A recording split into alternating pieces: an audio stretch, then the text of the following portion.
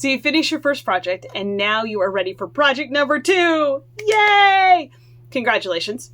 So either you have finished a cute bunny or you finished a dishcloth and you know the knit stitch and you maybe have done some casting on. And of course you know how to cast off.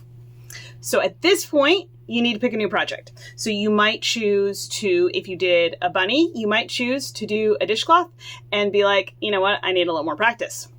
Or you might choose, if you did the dishcloth, you might choose to do a bunny and be like, I need a little more practice. Or you might choose to do a stockinette bunny or I haven't sewn in one of my ends yet.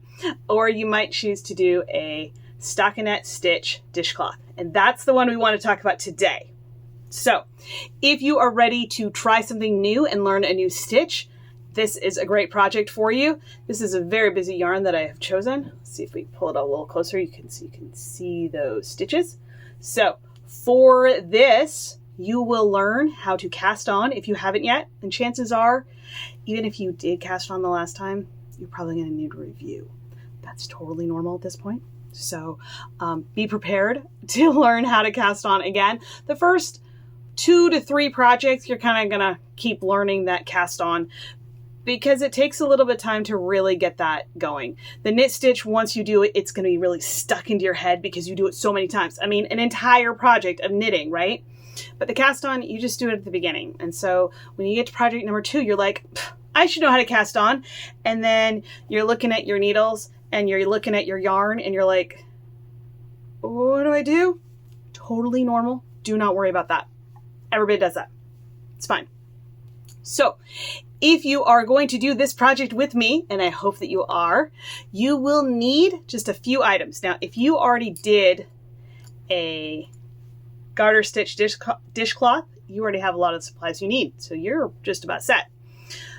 If you did a bunny, however, you're going to need some slightly different supplies than you had before. So we're going to go over it either way. Or maybe you're like, I already knew the knit stitch, I'm jumping in. And that's good too. All right, everybody's welcome here. So you will need needles. Now they can be circulars like these, or they can be straight needles like these. Either are fine. It really just depends on what your preference is. These are easiest to find locally.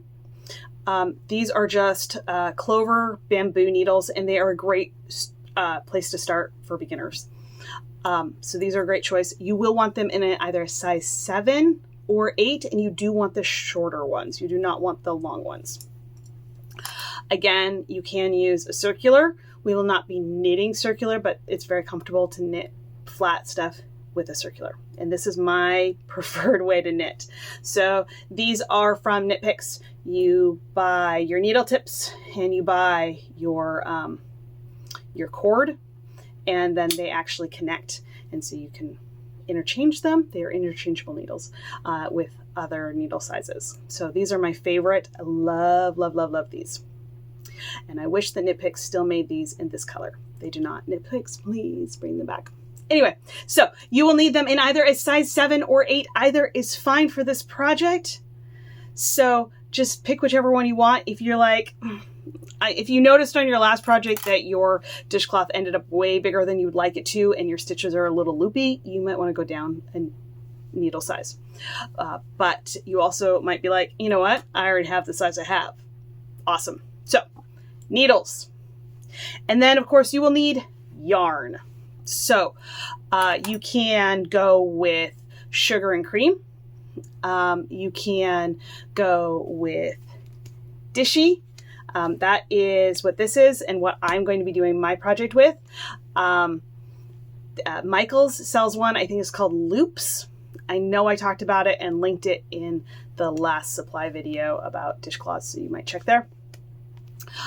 Any of those are probably great. The only one I have really great experience with is sugar and cream. I've used that one for years and I'm very, very happy with it. I did knit this in Dishie from KnitPicks, and I haven't used it yet and I haven't washed it yet, so I don't know how it's going to wear, but I will say that this is very, very soft, and I loved working with it so much that when I found myself needing a new needle from KnitPicks. I ordered more of the Dishie yarn because it's really soft. I'm really digging it. I really enjoyed knitting with it. So this particular one is, I kind of think it's like a quattro. I'm not sure. Anyway, it's not exactly patterned, but it is. I really enjoyed working with it, and it did take a very, very simple pattern and made it look more interesting.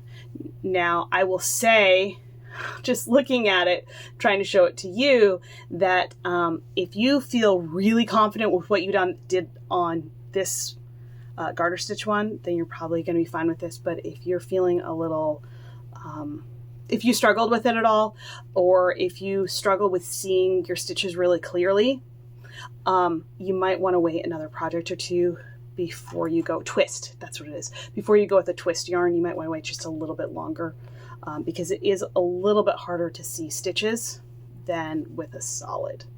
But either's probably fine. But if you're feeling at all timid, go with the solid.